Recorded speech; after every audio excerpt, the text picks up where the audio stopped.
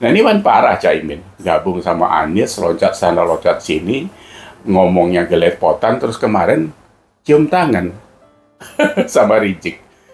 Ini Rizik kan sudah kita tahu, dia ini kan orang yang menghina Gus Dur, menghina NU, mulutnya joroknya kayak gitu, lebih-lebih dari comberan yang airnya hitam itu.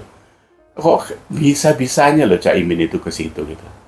Cium tangan kemarin itu Maulid Nabi di situ di Petamburan itu kan bekas jejak yang sudah tercoreng. Petamburan itu dibubarkan karena mereka juga pro khilafah HTI dan sebagainya. Masa itu nggak ingat?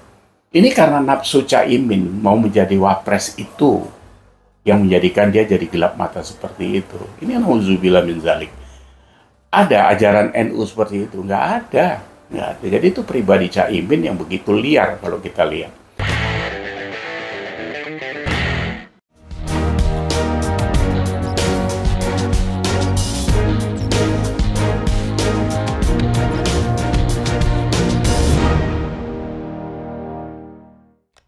Semangat Indonesia. Kita kumpulin isu yang seru-seru di minggu ini ya. Ada dua isu yang sebenarnya ada kaitannya juga antara terpilihnya Kaisang menjadi ketum PSI itu kan jadi isu yang macam-macam gitu kan ya. Persepsinya ya banyak orang ya pasti dipersepsikan macam-macam gitu kan.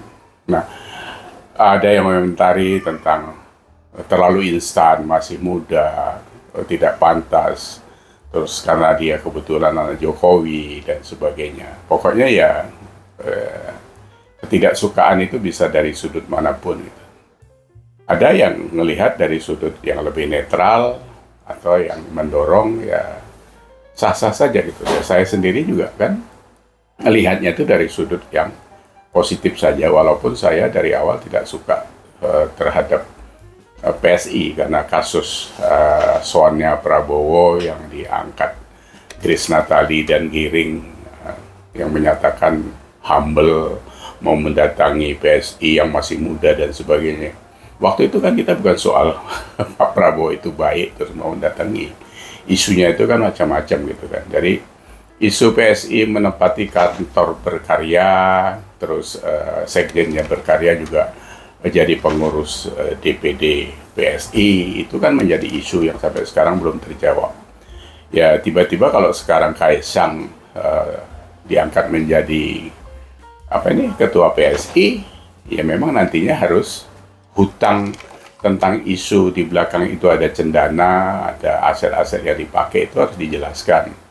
Tapi itu kita abaikan dulu sementara karena kalau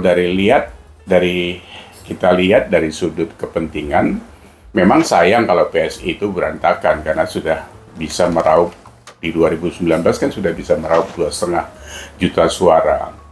2014 sebenarnya saya sudah diajak ngomong dengan teman-teman anak-anak muda di PSI. Waktu itu ngobrol santai lah di Jakarta. Saya bilang kalian terlalu pede kalau semuanya harus anak muda karena bagaimanapun sebuah proses politik itu perlu mentor, perlu tauladan dan sebagainya. Tapi memang waktu itu ya mereka jalan dengan kepedean yang sangat tinggi, tapi akhirnya kan memang tidak bisa tercapai gitu. Padahal itu bagus sebenarnya. Nah, 2,5 juta itu yang harus diamankan. Nah, kalau Kaisang sekarang bisa mengamankan itu, kan itu bagus daripada terombang-ambing, apalagi setelah kasus PSI dibantai oleh isu bergabung dengan berkarya itu kan, jadi kan negatif banget. Terus gitu Grace Natali kan sedikit rada pongah lah kalau saya lihat bahasanya itu kan dari awal kepedean itu. Dia lupa kalau Prabowo itu kan punya catatan tentang 98 rusuhnya Jakarta, masa dipuji-puji apa dia lupa gitu. Tapi itu persoalan lain. Sekarang kita bicara Kaisang. Jadi Kaisang itu saya pikir biarkan dia bergerilya di situ karena kalau tidak PSI itu bisa kemana-mana dan sangat disayangkan gitu. Jadi diambil positifnya saja dulu, nanti dia berjalan. Kalau dibilang dia anak ingusan, dia nggak punya pengalaman dan sebagainya. Emang AHY punya pengalaman dicopot dari mayor terus mau dijadiin gubernur, kan arahnya kita tahu sekarang dijual ke sana sini, mau jadi wapres, capres, siapa yang mau gitu kan. Tapi kalian kan nggak pernah ribut soal anak-anak SBY. Kenapa sekarang anak Jokowi kalian ribut? Gibran nggak punya pengalaman, begitu pegang Solo, moncer, sekarang wali kota terbaik mungkin sekarang seluruh Indonesia. Ini soal tauladan, jadi bukan soal usia gitu. Jadi kematangan jiwa itu diambil dari beberapa hal, dari proses dia belajar dengan orang tuanya yang ditauladani dan sebagainya. Jadi bukan soal dia lama di satu partai terus baru diangkat ketua umum. Kalian mau jadi ketua umum di PDI? ya nunggu keturunan Megawati habis, ya kan? Di mana lagi itu? Kalau di PSI kan saya lihat bagus juga, karena 5 tahun sekali itu komitmennya ketua umumnya ganti, itu kan bagus. Ada ketua umum yang lain kayak gitu? Enggak, kita nggak tahu. Jadi orang-orang tua yang di partai-partai lama itu kan ketuaan semua sebenarnya. Tapi apakah mereka bijak? Tidak bijak. Itu jadi saya pikir harus dipahami secara menyeluruh soal Kaisang itu, tidak boleh dipotong-potong begitu saja. Apa kalian pikir karena Jokowi terus semuanya bisa diolok-olok karena itu bapaknya presiden dan sebagainya? Memang ada presiden yang sebelum Jokowi yang kalian bisa jadiin panutan? SBY gitu kan? Enggak, ya kan? Nah, terus apalagi isu minggu ini ya, kita lihat Caimin. Nah, ini seru lagi karena Caimin tiba-tiba soan ke Petamburan gitu, ke tempatnya Rizik. Kita dari awal dia gabung menjadi wapresnya Anies itu aja sudah dipertanyakan, ribut di NU ke sana sini.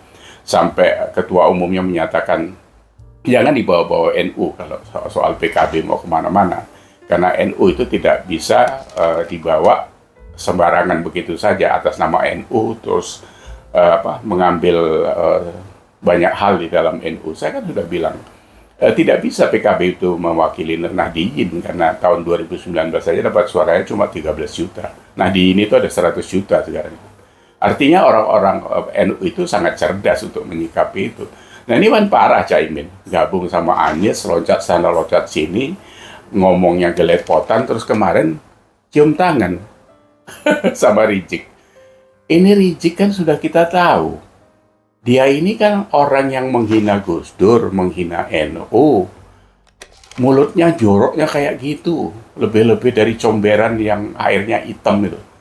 Kok bisa-bisanya loh Caimin itu ke situ gitu. Cium tangan kemarin itu Maulid Nabi di situ, di Petamburan, itu kan bekas jejak yang sudah tercoreng. Petamburan itu dibubarkan karena mereka juga pro khilafah, HTI dan sebagainya. Masa itu nggak ingat?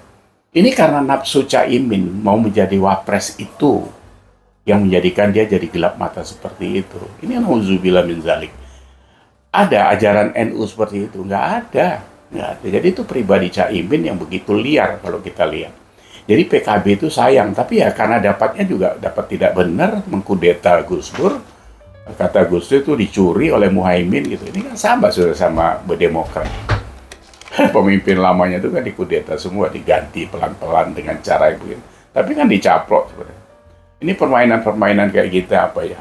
Permainan kotor yang tidak mendidik sama bangsa ini.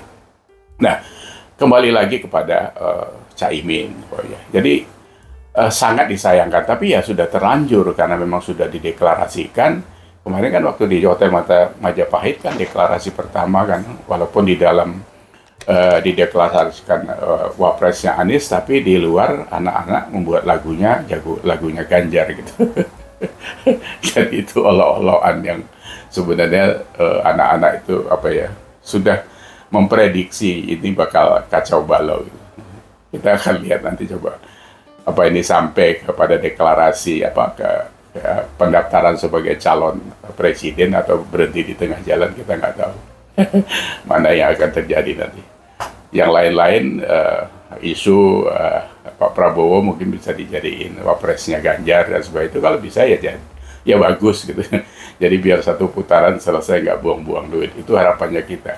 Kalau soal kepentingan politik urusan kalian itu, karena kita tahu perpolitikan Indonesia itu kan luar biasa sebenarnya permainannya, dari mulai duitnya,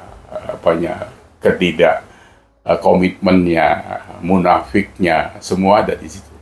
Makanya kami ini sebagai rakyat nunggu mana sih presiden pengganti Jokowi ini yang betul-betul bisa diandalkan ya. Sampai sekarang ya memang kami cuma melirik Ganjar Pranowo karena dia yang begitu jelas hasil karyanya. Kalau yang lain kan ngowos semua. Pengalamannya kan nggak ada. Anies, Prabowo, karyanya apa?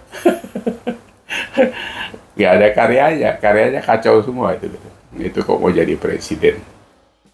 Ya tapi yang seperti kita bicarakan yang lalu-lalu, memang haknya warga negara mau nyalon, ada yang dukung, ada duitnya ya silakan gitu. Ini kan nggak murah jadi presiden itu. Makanya dibilang Bambang Susatyo bahwa wong anggota DPR RI 30 miliar, apa nggak presiden 3 sampai 5 triliun kali itu, duitnya sopo kalau nggak dicukongi. Semua presiden kita juga kan ada cukongnya, cuma bagaimana mengelola cukong dengan baik, kan itu saja. Jadi tidak harus miara cukong terus dia pun jadi songong juga gitu. Terus yang penting itu nggak usah korupsi presidennya, itu kayak Jokowi itu. Yang danai kan banyak dari belakang ya, 9 naga lah, 90 naga lah, ada terserah lah si naga lah gitu ya. Tapi yang penting itu presidennya tuh. Jadi mudah-mudahan Ganjar bisa seperti itu nanti. Insya Allah Ganjar menang gitu aja ya. Jadi Caimin sekali lagi mohon maaf karena Anda terlalu loncatnya terlalu tinggi, jadi jatuhnya sakit bos, bisa ketekuk nanti ya.